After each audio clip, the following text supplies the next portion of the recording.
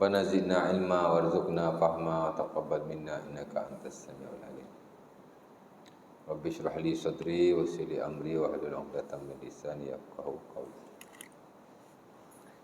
Syukur kepada Allah Subhanahu Wa Taala kerana pada kali ini dapat sama-sama kita berkumpul di surau kita untuk kita sambung pengajian dan perkongsian kita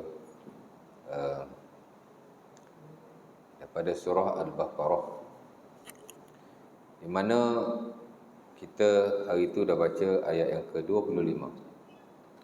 Saya ingat dah 3-4 kuliah pun kan, baca ayat yang sama. Ayat 5 baris je.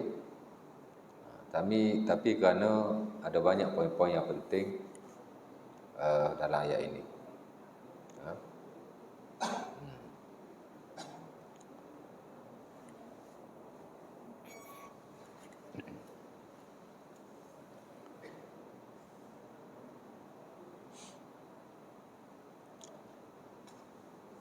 Di mana kita dah baca the second part of the ayat, dua bahagian yang terawal ayat tu kita dah uraikan.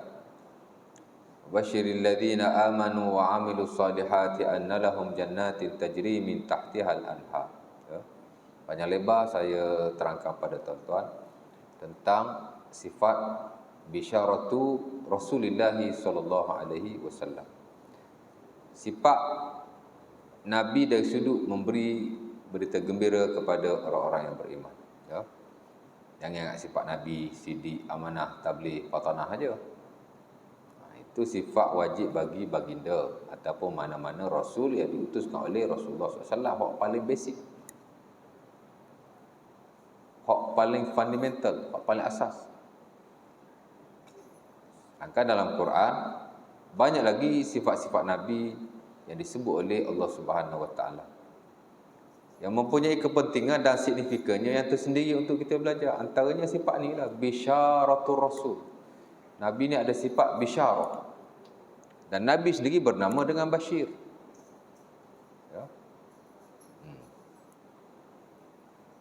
Ma arsalnaka illa linnasi kafatan basyiran wa nadhira. Tidaklah kami utuskan kamu kepada manusia keseluruhan sebagai basyir dan nadhir. Jadi bisyarah dan nidharah adalah dua sifat Rasulullah sallallahu alaihi wasallam. Basyir, nadhir adalah dua nama Rasulullah sallallahu alaihi wasallam. Allah Taala bagi jawatan tu dia. Bisyarah, beritahu berita gembira kepada orang yang beriman. Nadharah, beritahu berita buruk kepada orang-orang yang tidak beriman.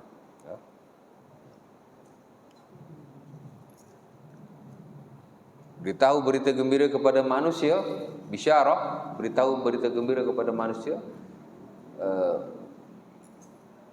Nadharah ataupun nidharah, beritahu berita tak gembira lah kepada manusia. Hak baik-baik itu, hak syurga, hak pahala, fadilat sekian, itu dipanggil bisyarah. Nidharah pula hak sabit dengan neraka, hak sabit dengan dosa, hak sabit dengan kemurkaan Allah dan hal-hal seumpama itu. Ada balance kan? Betul tak? Jadi Islam ni satu agama yang nak mengajak orang kepada benda yang baik, at the same time juga nak ingatkan manusia supaya tidak terlibat dengan hal-hal yang tidak baik. Pasal manusia ni tuan-tuan, dua-dua ada pada dia. Baik pun ada pada dia, jahat pun ada pada dia. Ya. Ada tak orang yang baik berlaku? Ada, tapi agak sukar. Ya. Para anbiya dan mursalin, nabi dan rasul je, pasal dia maksum, dia dipelihara oleh Allah Taala. Itu pun masih ada sikit sebanyak kesilapan yang dilakukan. Tak? Ya. Kita tak salah ayat lah. Ya. Ada tak manusia yang jahat berlaku? Ada, mungkin ada. Firaun jahat berlaku kan? Mungkin ada. Ya. Tapi sebagai manusia dia ada kedua-dua. Ada yang baik, ada yang jahat. Cuma hak berat hak mana tidak tahulah. Kalau kita belajar akidah, kalau kita belajar ilmu kerohanian, tasawuf, tazkiyatun nufus atau seumpamanya.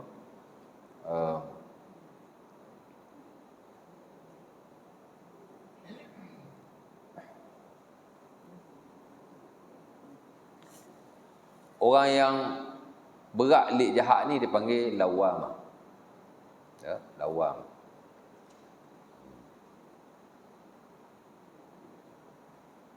Orang hak berat lik baik ni dipanggil apa?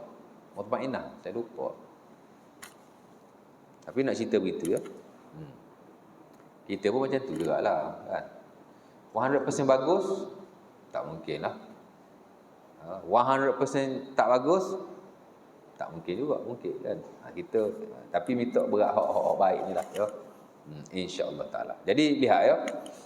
Itulah kedua-dua sifat Rasulullah SAW yang amat penting untuk kita tahu.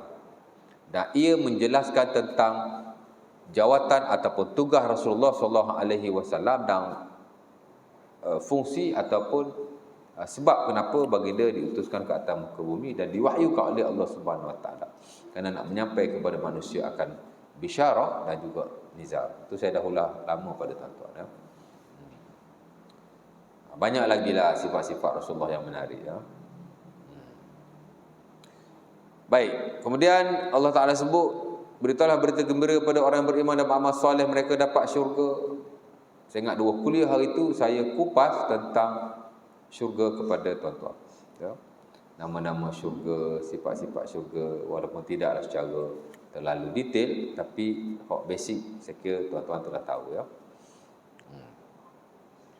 Kemudian saya beritahu juga dalam syurga ada macam-macam, kerana selepas itu Allah Ta'ala kata tajri min tahtihal anhar, dalam syurga ada sungai. Saya dah sebut pada tuan-tuan tentang syurga Firdaus, di mana ia adalah punca kepada semua sungai-sungai dalam syurga-syurga yang lain. Saya beritahu tu syurga ada banyak kan, tak kurang daripada 10 syurga ya, dengan nama-namanya. The best paradise ialah Firdaus ya. Saya sebut hari itu syurga ada banyak, syurga tertinggi dan the best ialah syurga Firdaus ya. Dan Nabi SAW ajar kepada kita minta syurga yang paling bagus ya. Umpama yang diriwayatkan dalam Sunan At-Tirmizi daripada Anas bin Malik, idza sa'altumul jannah was'alu al-firdaus. Kalau kamu minta syurga, mintalah syurga Firdaus ya. Berapa kali tuan-tuan minta syurga dengan Allah setiap hari? Tak minta syurga ya. Tuan tadi imam ada minta syurga tak? Wajib ustaz? Tak wajib, tapi sekurang-kurang satu hari tuan-tuan kena minta syurga 3 kali, 3 times. Ya Allah bagilah aku syurga, ya Allah bagilah aku syurga, ya Allah bagilah aku syurga. Lagi bagus bahasa Arab, Allahumma inni as'alukal jannah, Allahumma inni as'alukal jannah, Allahumma inni as'alukal jannah ya. Kerana Nabi SAW meriwayatkan dalam Musnad Ahmad dan selainnya daripada Abi Hurairah, siapa-siapa yang minta syurga satu hari 3 kali, maka syurga akan minta dengan Allah, wahai Tuhan, ya Rab, adkhilhu al-jannah, wahai Tuhan, masukkanlah dia dalam syurga. Bila kita minta dengan Allah, ya Allah bagi aku syurga, ya Allah bagi aku syurga, ya Allah bagi aku syurga, syurga akan minta dengan Allah, wahai Tuhan, masukkan dia dalam syurga ya. Kita minta syurga dengar ke? Allah Ta'ala alam. Tapi yang diberitahu kepada kita, bila kita minta syurga ya, syurga akan minta pada Allah supaya kita dimasukkan ke dalam. Ni kerja Allah belaka ni. Allah yang jadikan begitu, nak dengan keluasan rahmatnya ya. Kita minta aja, syurga minta ya. Sama juga kalau kita minta berlindung daripada neraka ya, maka neraka akan berkata, wahai Tuhan, jauhkanlah dia daripada aku ataupun daripada neraka. 3 kali, ya Allah jauhkanlah aku neraka, ya Allah jauhkanlah aku neraka, ya Allah jauhkanlah aku neraka ya. Allahumma inni a'udzubika minan nar, Allahumma inni a'udzubika minan nar, Allahumma inni a'udzubika minan minan nar. 3 times. Sebab tu saya sebut tadi, sekurang-kurang minta syurga pada Allah every day 3 kali. Dan sekurang-kurang memohon perlindungan daripada neraka daripada Allah 3 kali. Setiap hari. Pagi ke ustaz? Petang ke ustaz? Boleh berlaku. Pagi ke petang ke? Lagi banyak, lagi bagus. Bukan kata 3 kali saja, sekurang-kurang. Lagi banyak kita minta, lagi bagus. Di samping kita minta hak lain lah, hak lain kita minta juga. Tapi hak ni kalau boleh, setiap hari jangan ditinggalkan. Ia satu permintaan yang baik yang diajar oleh Rasulullah SAW kepada kita. Sebab tu bagus bila kita belajar tentang doa. Apa doa yang dibaca oleh Rasulullah SAW? Doa ni dia very open. Kita boleh je minta dengan Allah macam mana pun. Apa pun. Tapi tak semualah. Ada benda kita tak boleh minta juga. Tapi secara amnya, doa ni dia agak bebas. Ibadah yang very open. Adalah syarat-syaratnya, ada adab-adabnya. Tapi dia very open. Kita boleh minta dengan apa bahasa. Kita boleh minta dengan apa-apa lafaz, hatta apa yang kita nak minta kepada Allah. Doa-doa munajat lah. Doa zikir dia fix. Doa zikir dia fix. Keluar rumah, masuk rumah, naik kenderaan, turun kenderaan, musafir, balik musafir, naik, masuk masjid, keluar masjid, masuk tanda, keluar tanda. Itu fix. Itu doa juga, tapi dia zikir. Dia panggil doa zikir ataupun zikir doa. Dia zikir, tapi lafaznya doa. Dia fix. Sebab tu dia pendek. Takkan nak masuk masjid doa satu muka surat kot. Hang ni nak masuk masjid kena doa. Sebab tu doa-doa yang seumpama ini dia very simple. Amat praktikal dan realistik kerana kita nak masuk masjid. Kita bacalah doa. Pembukaannya begitu. Ya. Takkan doa naik kenderaan tengah jam kot. Bila nak naik kereta? Tak sampai-sampai lah ke surau. Ya tak? Terganggulah kerja-kerja kita yang lain. Kan praktikal tu. Kan realistik tu. Ya. Dan doa-doa seumpama ini dia tidak rumit. Tidak ada banyak adab-adabnya. Tak perlu nak adab kiblat, tak perlu nak angkat tangan. Apa lagi? Baca saja. Yang penting kita tahu maksudnya. Dan kita menghayati apa yang kita minta kepada Allah. Doa-doa dan zikir harian seumpama ini dia very simple. Tak nak payah-payah. Masuk masjid doa angkat tangan. Tak salah. Memang harus dari sisi sebagian para ulama. Tapi bila kita belajar, kita tahu bahawa doa-doa seumpama ini memanglah dia doa. Lafaznya doa, tapi hakikatnya dia zikir. Dia zikir. Ya. Satu lagi doa, hak betul-betul doa. Dia panggil doa ul munajat. Doa kita minta kepada Allah in spesifik.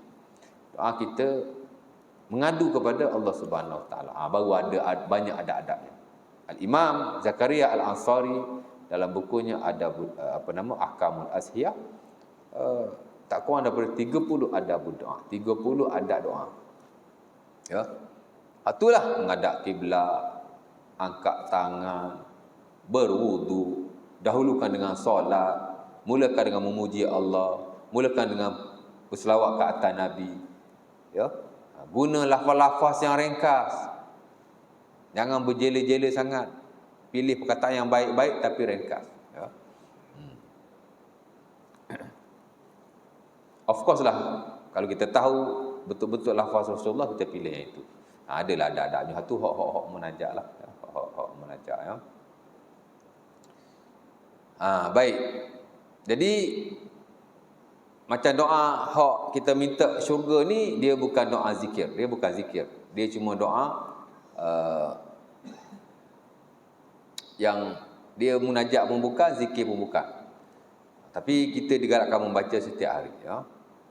Dia doa yang very open lah. Doa yang orang kata apa. Ada doa-doa ni dia kalau doa zikir tadi, dia ada waktunya, ada masanya, ada tempatnya. Itu doa zikir. Dia panggil doa muqayyad. Ya. Satu lagi dipanggil doa munajat. Doa munajat. Ya. Itulah permintaan kita khusus kepada Allah Subhanahu Wa Taala. Satu lagi dia panggil doa yang mutlak. Macam doa minta syurga, minta neraka. Doa minta syahid, itu doa mutlak. Boleh minta pada bila-bila masa dan di mana sahaja. Dia bukan macam doa zikir harian tadi. Dan dia juga bukanlah doa munajat, seumpama kita bermunajat kepada Allah meminta hajat-hajat yang khusus. Itu betul-betul doa yang perlu kita tahu. Tapi nak ceritanya, satu hari 3 kali minta syurga, 3 kali minta jauh daripada neraka. Start daripada hari ni, simple kan? Ya? Tapi simple pun kalau kita tak belajar, tidak tahu. Ya?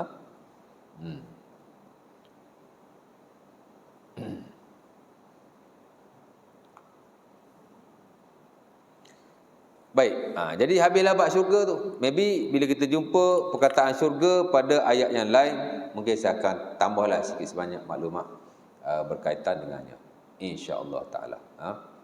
Tapi sekarang kita ada idea lah tentang syurga, tempat yang disediakan oleh Allah Subhanahu Wa Taala untuk orang-orang yang beriman. Ya.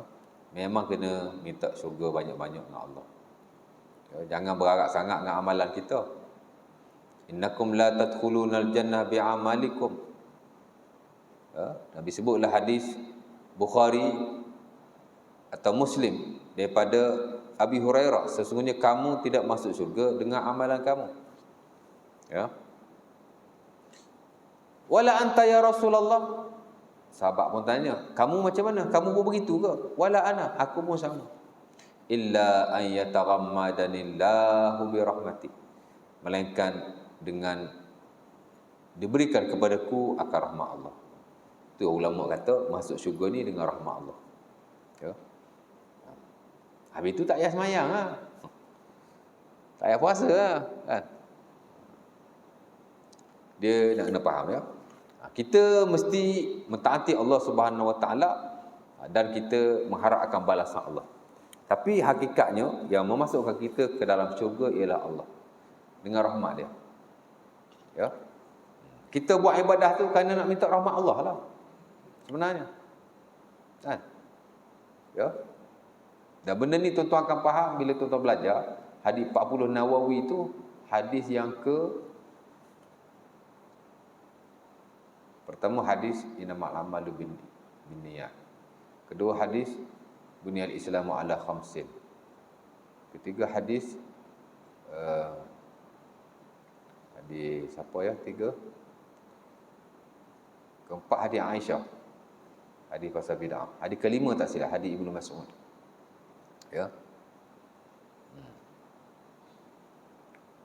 Yang Nabi sebut tentang orang yang banyak beramal masuk neraka. Dekat dah nak masuk syurga, sejengkal lah, akhirnya dia masuk neraka. Seorang lagi, orang jahat, sejengkal dah nak masuk neraka, akhirnya masuk syurga. Jadi konteks-konteks seumpama ini kita nak faham juga ya. Jadi beramal juga. Lepas tu kita tak boleh rasa lebih pada orang. Kita tak boleh rasa kita ni dah soleh, tak boleh rasa kita ni dah banyak buat amal. Kita kena rasa sikit aja. Dan kita kena rasa amal aku ni maybe tak boleh masuk aku ke dalam syurga, melainkan dengan rahmat Allah ya. Macam jadi nak kena faham juga. Jangan salah faham pula. Kadang-kadang kita salah faham. Baik. Kemudian kullama ruziku minha min samaratir rizqan qalu hadzal ladzi ruzikna min qabl. Tiap kali mereka diberi rezeki dalam syurga. Syurga memang banyak rezeki. Ya. Dan rezeki dalam syurga jauh lebih baik daripada rezeki yang ada di dunia. Jauh lebih baik. Sehingga Nabi SAW sebut dalam hadis Muslim daripada Ibnu Abbas, tak silap saya, ataupun Abi Hurairah, ataupun siapa, saya lupa periwayat sahabat itu. Tapi ia hadis yang sahih adalah Sahih Muslim ataupun Bukhari. Nabi kata perumpamaan nikmat dunia dengan akhirat syurga ya. Akhirat syurga lah ya. Seumpama kamu mencelupkan jarimu ke dalam laut. Air yang ada pada jarimu itu dunia punya nikmat. Rezeki, kesihatan, duit, kebahagiaan. Tu semua kita dapat hak baik-baik kat dunia tu, air hak ada kat jari kita. Ish, banyak je celup. Celup kan, angkat.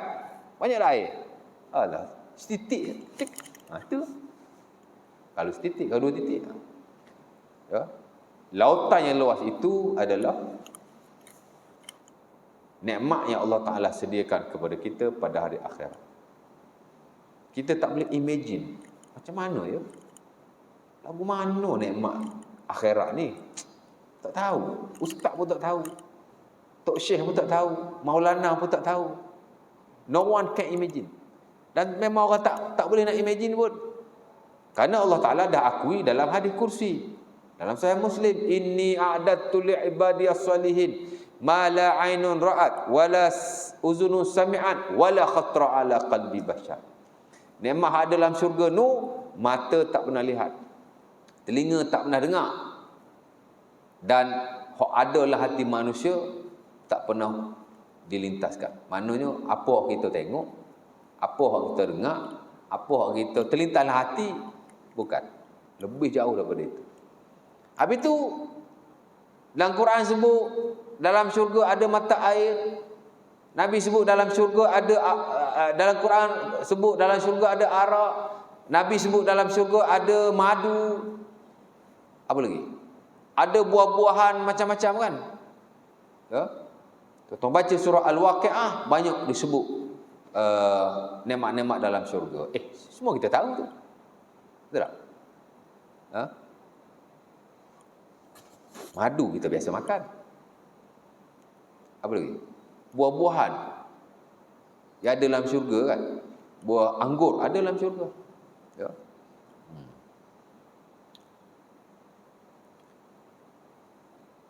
Biasa makan anggur? Biasa. Adalah beberapa buah-buahan yang Allah Ta'ala sebut atau Nabi sebut ada dalam syurga. Kita dah biasa makan kat dunia. Air, arak ialah tak makan lah, kan? Tak minum lah arak tu. Tapi kita banyak yang kita tahu. Jadi lebih kurang tahu. Nama je sama. Habis tu nak cakap macam mana? Ini bahasa kan? Quran ni dia bahasa. Ya? Tapi hakikatnya hanya diketahui oleh Allah Subhanahu Wa Ta'ala.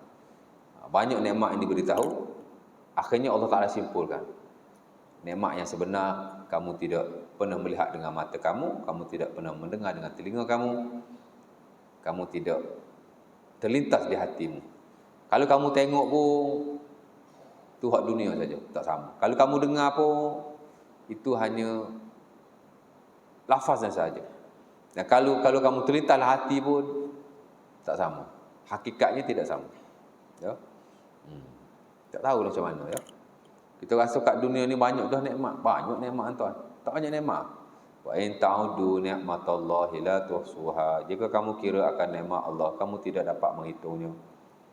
Kan? Kekurangan yang ada pada kita amat sedikit berbanding dengan kelebihan yang kita ada. Confirm. Ya?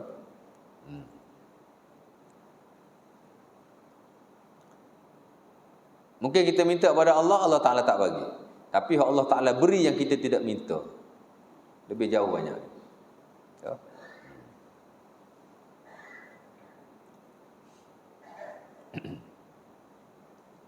Jadi ayat Quran ni Allah Ta'ala sebut, kullama ruziqu minha min thamarah, ada buah-buahan dalam syurga. Bila orang ahli syurga diberikan buah-buahan itu sebagai rezeki, ya. Ayat ni pertama kali perkataan rezeki datang. Ya. Rezeki ni dia banyak kupasannya, tapi saya paling kali lah. Seronok juga belajar tentang rezeki ni ya. Sebab kita nak perbetulkan kepahaman kita, persepsi kita, ya. Dan hakikat rezeki dalam syara. Banyak orang tidak tahu. Kan?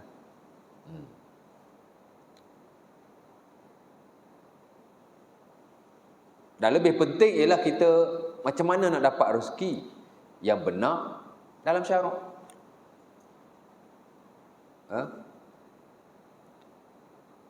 Ramai yang terkejut bila saya kata dalam Islam tidak ada satu amalan untuk meluaskan rezeki in spesifik. Tak ada.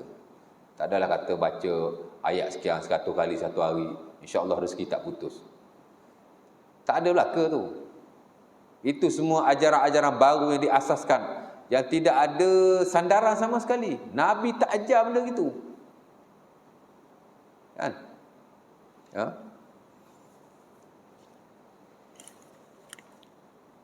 Dalam Quran dan dalam hadis-hadis Nabi SAW yang sahih, ada 10 saja perkara yang boleh menjamin, meluaskan dan melancarkan rezeki kita.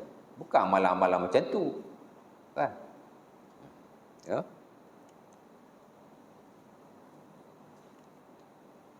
Antaranya infak, kita sedekah. Sedekah ni berkat rezeki kita dan Allah Ta'ala akan tambah insya-Allah. Ya. Istighfar. Ya.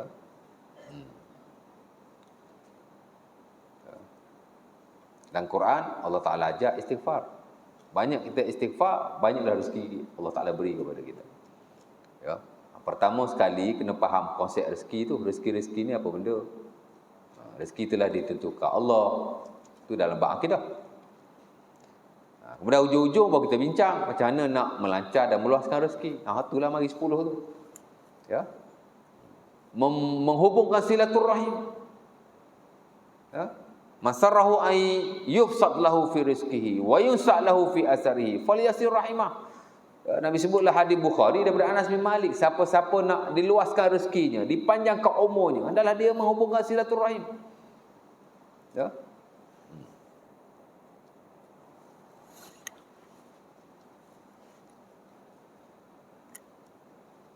Orang yang tak suka bergaduh dengan orang, baik dengan orang, hatinya lapang, insya-Allah dia panjang umur. Habis daripada hadis ni lah. Tapi saya tak buatlah kajian lagi. Tak ada lah testimoni lagi. Tapi dah Nabi kata kita beriman. Ya tak? Nak panjang umur, hubungkan silaturahim. Nak diluaskan rezeki, ma'arana ayub sadlahu fi rezeki, luaskan, hubungkan silaturahim. Ya. Ini dengan orang tu bergaduh, dengan jiran bergaduh, dengan adik-beradik pun masalah. Lepas tu nak amal ayat sekian 10 kali satu hari. Luar rezeki. Tak kena. Tak betul tu. Lepas tu ada yang terkejut bila saya kata begitu. Macam dia seorang ustaz. Orang lain ustaz juga. Kan? Tak ada satu amalan khusus untuk nak meluaskan, melancarkan rezeki. Ada siap baca, ada siap ajar, suruh tulis ayat Quran lagi tu. Kat tangan. Kalau bersalam dengan orang, insya-Allah. Kalau kita jual insurans, orang tu akan ambil insurans kita. Merepek. Suruh tulis ayat Quran kat tangan tu. Ada ayatnya. Jadi bila kita bersalam dengan orang, kita kan jual insurans. Kita kan salesman. InsyaAllah terbuka hati dia untuk nak beli insurans kita kalau kita jual insurans. Merepek.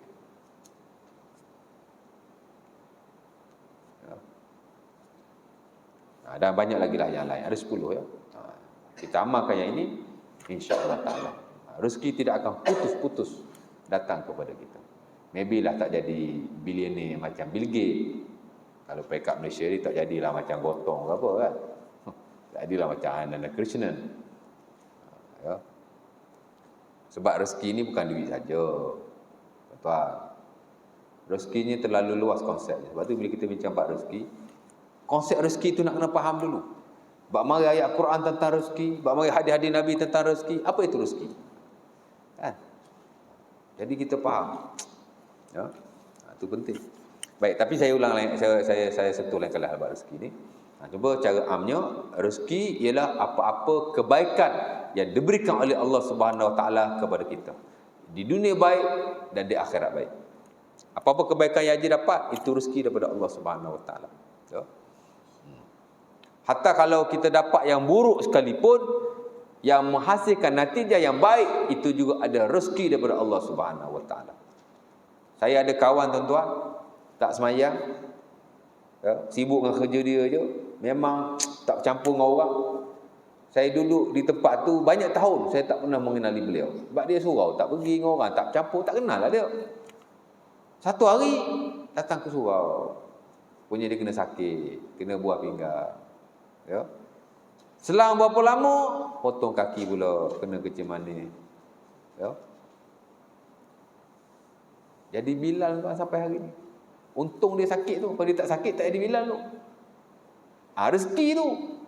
Oh, cik manis rezeki ustaz. Pelik ustaz ni kan. Sakit buah pinggang, rezeki ustaz. Rezeki. Hakikatnya adalah rezeki. Rezeki tu. Ya.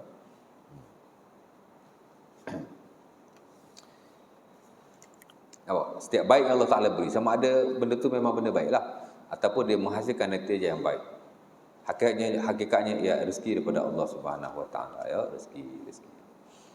Kena faham waktu dulu. Ni kita duk nampak rezeki ni duit. Rezeki ni duit. Tu timbul baca ayat sekian, amal sekian. Kan? Lepas tu kita kena faham rezeki itulah ditentukan oleh Allah. Kita tak mati tuan-tuan selagi tidak habis rezeki kita. Saya masih hidup kerana rezeki saya masih ada. Ya. Bila habis rezeki saya, matilah saya. Ya. Jadi nak fahamlah konsep-konsep rezeki, ya. Saya suka baca buku yang dikarang oleh Syekh Fadl Ilahi Zahir, ya, dalam bab rezeki yang bertajuk Mafatihur Rizq fi Du'il Kitab was Sunnah. Ya, kunci-kunci rezeki menurut kitab, yakni Quran dan Sunnah, yakni hadis-hadis Rasulullah sallallahu alaihi wasallam. 10 ya, tak tadilah. Istighfar, ya, bertasbih, ya. Tasbih pun boleh meluahkan rezeki, ya.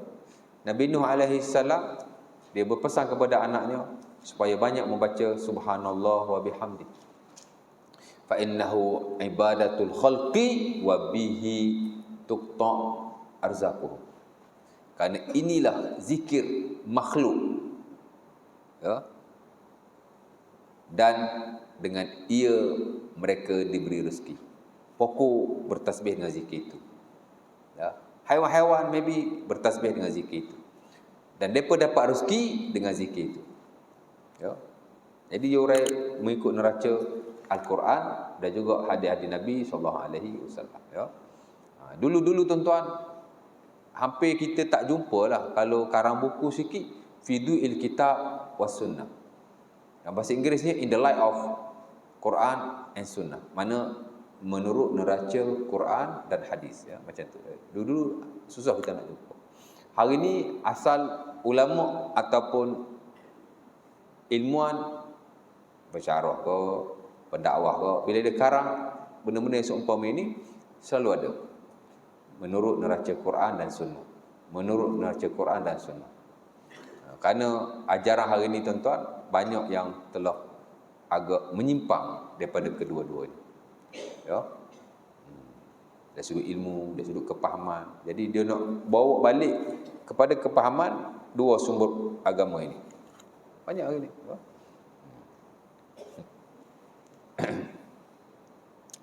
Tapi tak apa, rezeki saya ulang lain kali lah secara detail. Tiap kali kita dapat rezeki itu, ahli syurga akan berkata, haza alladhi ruziqna min qabl. Inilah rezeki kita sebelum ini. Maksudnya bila kita dapat rezeki di syurga, sebahagian rezeki itu kita ingat. Oh, contoh, kalau kita makan buah apple umpamanya. Oh, dulu kat syurga pun kita makan buah apple lah. Kita akan ingat memori-memori kita dunia semasa kita mendapat sebahagian nikmat dalam syurga. Allah Ta'ala bagi kita ingat, ya. Sebab itu para ulama, khususnya ahli tafsir, mengatakan bahawa kita duduk dalam syurga, kita akan ingat kehidupan kita di dunia, ya. Khusus dalam hal-hal yang baik seumpama ini. Kalau kita makan, kita ingat kat dunia dulu aku makan juga. Aku makan benda macam tu lah, ya, dulu, ya. Wa utubihi mutasyabiha, dan mereka diberikan nikmat buah-buah tadi mutasyabiha, pelbagai bentuk ataupun hampir-hampir sama, ya. Maksudnya nikmat dalam syurga dia ada banyak jenis, ya. Mutasyabih ni dia ada banyak maksud. Salah satu ialah nikmat yang kita dapat dalam syurga dia banyak. Kalau buah, macam-macam buah. Mungkin satu jenis buah, macam-macam jenis pula. Dah kata seumpama lautan tadi kan. Tak boleh nak royak lah. Jadi there are so many types of fruit. Kalau buah tu dia banyak. Dan sebahagiannya memang kita tahu di dunia benda ni ada. Macam tadilah, ya, anggur, ya. Apple. Ada apple kat syurga. Saya pun tak ingat lah. Tapi adalah buah-buah tertentu yang disebutkan, ya. walahum fiha azwajun mutahharatun wa hum fiha khalidun. Ini antara the best part jugalah daripada ayat ni, di mana ini kali pertama Allah Ta'ala menyebut tentang syurga dan nikmat secara am. Buah-buahan Allah Ta'ala sebut tadi in spesifik. Kemudian Allah Ta'ala juga menyebut walahum fiha azwajum mutahharatun wa hum fiha khalidun. Ya. Dan bagi mereka yakni ahli-ahli syurga, orang yang beriman dan amal soleh tadi, azwajun mutahharatun. Ya. Isteri-isteri yang suci. Wa hum fiha khalidun. Dan mereka padanya yakni dalam syurga khalidun, kekal selama-lamanya. Ya.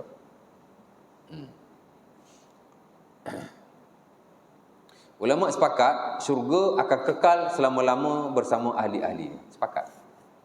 Tapi adakah neraka kekal?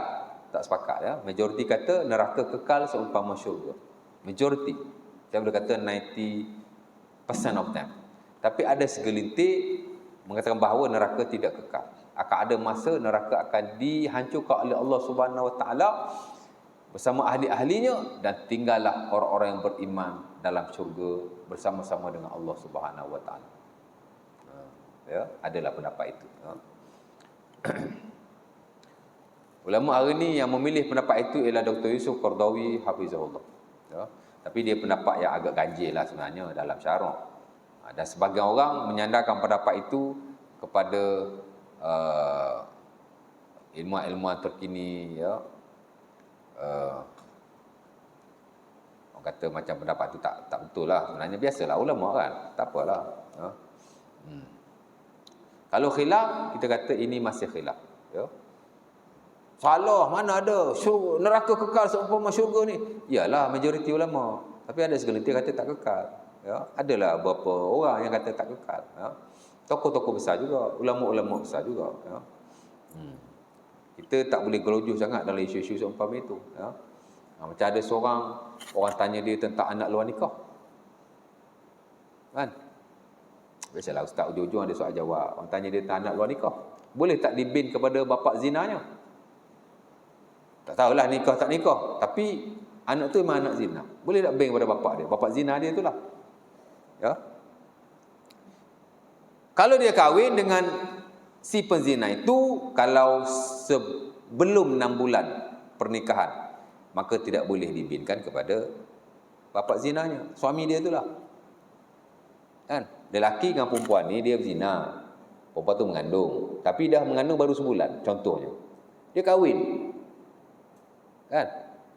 Tiba-tiba dia beranak tu dah lepas 6 bulan daripada tarikh pernikahan. Walaupun hakikatnya anak tu anak zina, tapi dalam syarak dia bukan anak zina. Dia status dia anak yang sah taraf.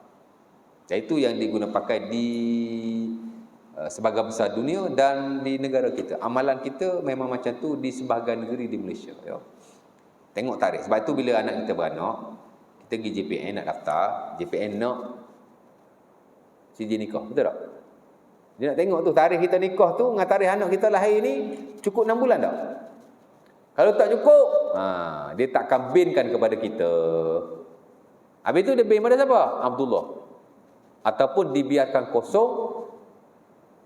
Kemudian di maklumat bapa tu dia akan tulis tidak diketahui. Kalau bawah 6 bulan lah.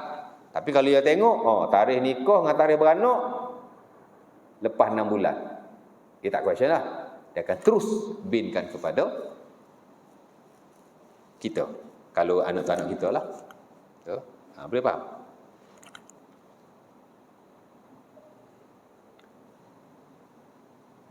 Of course lah kalau dia ni memang tak ada suami. Mengandung, beranak, pergi JPN minta mana surat nikah suami awak ni? Saya tak ada suami. Dia terus bin Abdullah. Ataupun dia kosongkan sahaja di ruangan bapa. Ini di sisi majoriti. Anak zina tak boleh dibinkan kepada bapa zina. Sama ada dia tidak berkahwin ataupun dia berkahwin lahir sebelum 6 bulan. Kalau lepas 6 bulan tak ada masalah. Ini majoriti. Maksudnya Bila sebut majoriti, masih ada segelintir ulama yang kata boleh dibinkan kepada bapa zinanya. Sebab kata jika dia kahwin, dan tak dinafikan sebagai yang lain kata kalau tak kahwin pun boleh dibinkan kepada bapaknya. Ini isu fik. Kan? Ya. Saya memang bidang fik. Master saya fik ibadah. PhD saya fik muamalah. Jadi kita tahulah mana isu yang dipertikaikan, mana isu yang disepakati. Jadi isu ni masih khilaf. Ya. Jadi ada seorang hamba Allah ni, dia jawab soalan tu baguslah. Ya. Jadi dia kata tak boleh. Siapa-siapa yang binkan kepada bapa zinanya, dia lawan hadis. Dia lawan undang-undang Allah. Mana boleh bin kepada bapa? Belajar kat mana ni? Belajar dengan setan ke? Subhanallah. Ya. Senang sebut setan, bodoh. Ya. Kita selebriti, orang panggil datang bayar ribu-ribu. Bagilah ilmu yang berkualiti sikit kat masyarakat. Ya. Kan? Pemikiran yang baik, hatta akhlak yang baik. Saya pun bukan bagus mana tuan. Tapi saya kalau duduk kat sini, saya tak cakap benda merepek. Kan? Saya jawab juga kat Facebook tu. Tapi yang post tu orang lain. Saya tanya dia, Sulaiman bin Al-Yasar, Urwah bin Zubair, Al-Hasanul Basri, dan Muhammad bin Hasan Asy-Syaibani, ni tokoh-tokoh tabi'in. Kalau orang belajar lanjut dia kenal lah, tapi kalau tak belajar lanjut memang tak kenal kan. Memfatwakan harus. Depa ni belajar dengan setan ke? So please watch your mouth, saya kata. Tolong jaga mulut sikit. Sampaikanlah kepada Ustaz. Saya tak kata begitulah, saya kata this is too much. Please watch your mouth. Ni melampau. Tak boleh lah macam tu ya. Yang saya tak syok tu yang ujung tu. Belajar dengan setan ke? Kan? Saya sebut nama lah. Nanti dia saman saya pula. Kan? Orang tak penting. Bagi saya, ada sesuatu benda yang tidak betul, orang tu tak penting. Yang penting ajaran dia tu. Sebab tu saya kalau tegur orang, saya tak sebut nama. Bukan saya takut kena saman. Tapi itu prinsip saya. Ya? Siapa-siapa tu tak kisah kan. Tapi janganlah kita guna perkataan-perkataan seumpama itu. Ya? Saya pun personal WhatsApp dia. Bukan personal WhatsApp, personal Facebook dia. Assalamualaikum. Saya bagi link video. Saya kata video ni pendek aja, 2 minit je. Saya tak tahulah ada video yang panjang, tapi poin dia jelas. Saya kata. Jadi saya pun sebut kat dia, benda ni masih berlaku perselisihan di kalangan para ulama. Begini dan begini, saya sebut kan. Jadi minta hati-hatilah lain kali, jangan gelojoh sangat. Jangan dengan kemasyhuran kita, ya. Jadi itu pentinglah. Ya. Jadi kalau kita ustaz pun macam tu, macam mana kita nak didik orang di hadapan kita jadi orang yang betul, ya. Jadi nak fahamlah. Azan dululah. Kita sambung sikit. Saya nak sentuh pasal azwajul mutahharah ni penting ni. Saya hari ni duduk study pasal benda ni, ya. Tapi baru nak sebut. Tapi tak apa, saya sentuh sikit.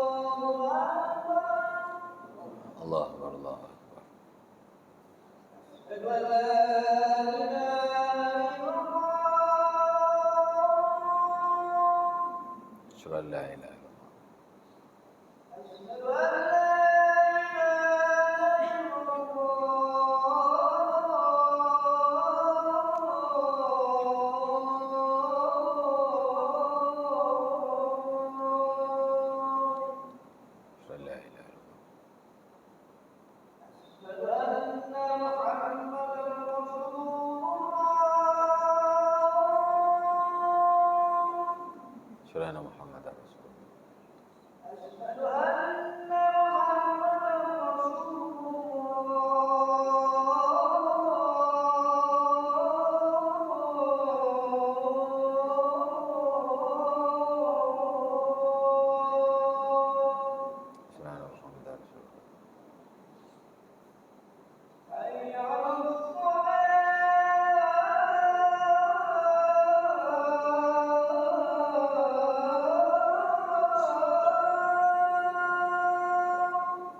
La haula wala quwwata illa billah.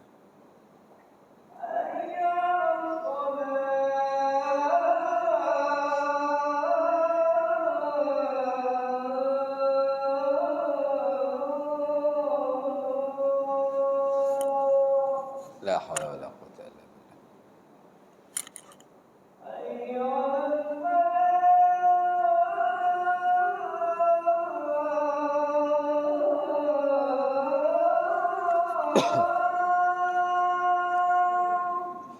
La haula wala quwwata illa billah.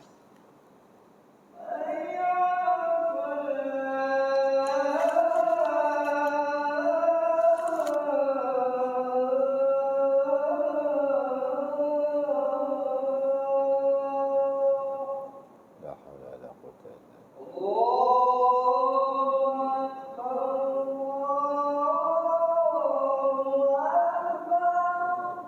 Allahu Akbar.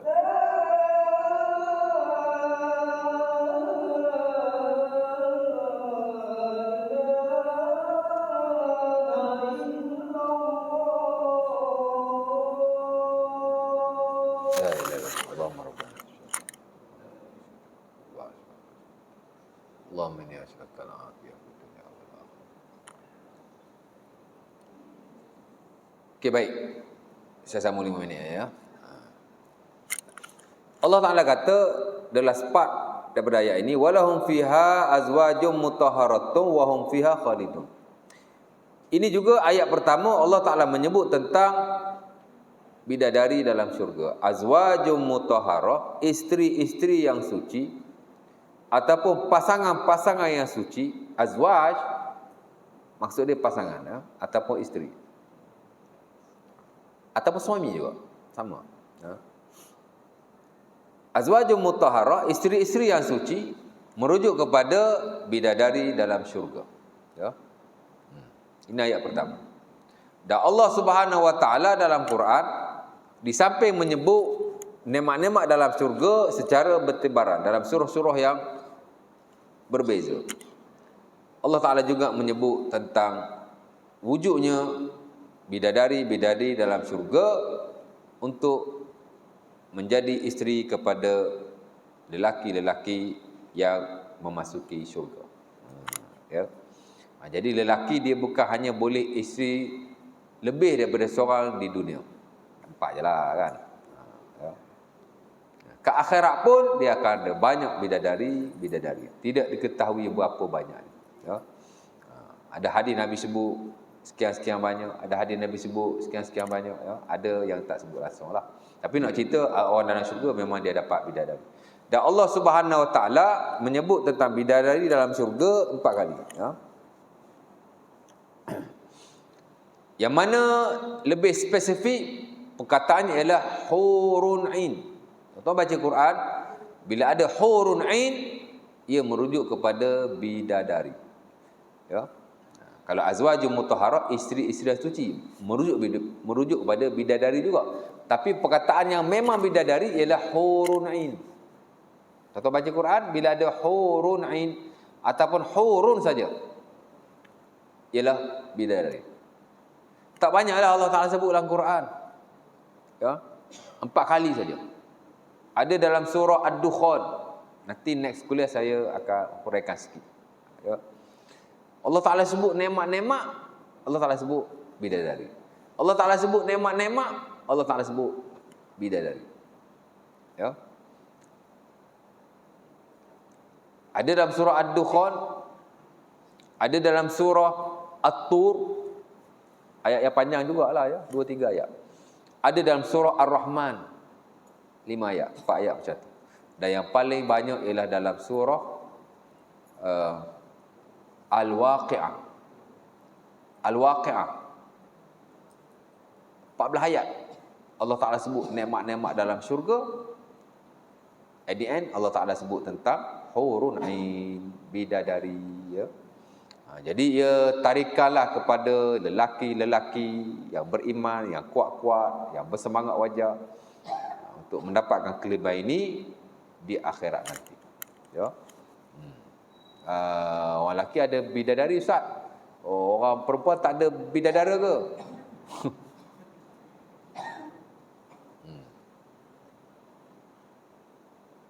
Tak ada. Tapi dia ada pembantu-pembantu yang serve dia, wildan, tapi dia tak ada suami. Perempuan di dunia hanya boleh ada seorang suami saja at one time. Dia tak boleh ada dua suami pada satu masa. Boleh tak? Tak boleh. Dan sekiranya tidak ada mana-mana bangsa yang boleh ada dua suami bagi wanita. Sebut kat saya mana ada satu bangsa yang perempuan boleh kahwin dua lelaki pada satu masa. Boleh ada dua suami. Ada tak? Lain pada orang Islam. Tak ada kan? Because itu adalah sifat semula jadi wanita. Memang dia tak boleh ada lebih daripada seorang suami. Ada. Bangsa apa? India. Mungkin ada lah, tapi tak banyak lah kalau ada pun. Sebahagian besar manusia, dia wanita memang tak boleh ada ramai suami. Kalau wanita boleh ada ramai suami, bangsa tu akan pupus. Bergaduh, berbunuh. Rosak bangsa tu. Habis.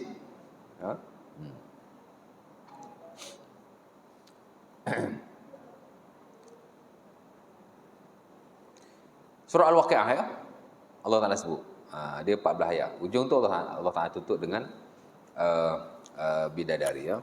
Jadi ia satu perkara yang menarik lah ya. Dan banyak hadis-hadis Nabi SAW menyebut bila kita buat begini ada bidadari ya. Dan antara orang yang telah tersedia baginya bidadari dalam syurga. Ya. Bukan bidadari saja, dah ada istana menantinya. Dua lagi. Ya. Itulah Sayyiduna Umar Al-Khattab. Ya. Orang lain tak tahulah ada tidak. Bilal memang Nabi sebut dia dengar tapak kaki Bilal dalam syurga. Mana Bilal dah ada tempat dalam syurga. Ini more than that. Dia dah ada istana dalam syurga, dua, dan dah ada bidadari dalam tu. Ya. Di mana Nabi SAW dikatakan pada malam Isra' dan Mi'raj, dan dikatakan juga dalam mimpi. Ya. Nabi berjalan dengan malaikat, bainama ana asiru fil jannah fa idza ana bil qasri. Hadis Ahmad daripada Anas bin Malik. Nabi cerita satu hari aku berjalan di syurga. Dia bila Nabi cerita aku berjalan di syurga, dia boleh jadi dua. Pertama ketika Isra' dan Mi'raj, yang kedua ketika mimpi, ya. Aku berjalan syurga, aku nampak satu istana yang besar, istana kan. Faqultu liman hadha, aku tanya untuk siapa ini? Faqala al-malak li Umar. Malaikat tu jawab untuk Umar. Hebat Sayyidina Umar tu ya. Hebatlah. Ya. Kemudian Nabi kata aku berjalan lagi, aku jumpa lagi satu istana. Lebih baik daripada istana ini, lebih besar daripada istana ini, lebih indah daripada istana ini. Ya. Faqultu liman hadha, aku tanya untuk siapa ini? Ya. Faqala li Umar. Dikatakan padaku ini untuk Umar. Lah, dua. Aduh, bagus ya. Kemudian Nabi kata aku melihat bidadari dalam syurga. Nabi kata aku nak masuk, tapi aku nampak bidadari, aku pun tak masuk. Ya. Sayyidina Umar pun tanya, pasal apa tak masuk wahai Rasulullah? Ya. Nabi pun kata, aku takut engkau cemburu. Umar kata, wallahi la agharu alaika ya Rasulullah. Demi Tuhan, aku tidak akan cemburu kepadamu wahai Rasulullah. Ya. Hadis ni antara hujah ulama yang kata wanita memang dia tidak ada bidadara lah ya. Dan dalam Quran memang tak sebut pun. Mana perempuan dia tak ada. Dia di dunia memang one husband saja. Di akhirat pun sama, dia hanya ada seorang suami saja. Kerana itu memang fitrah wanita lah ya. Jadi insya-Allah taala saya 8:55 dah. Kita sambunglah pada next kuliah, mungkin saya akan hurai sikit, kemudian kita akan pergi ayat selepas itu bersabit dengan perumpamaan. Ayat pertama dalam Quran bersabit dengan ayat kedua dalam Quran yang bersabit dengan perumpamaan. Kalau dulu Allah Taala buat perumpamaan dengan api tentang orang-orang munafik, ni Allah Taala buat perumpamaan tentang nyamuk. Ya, insya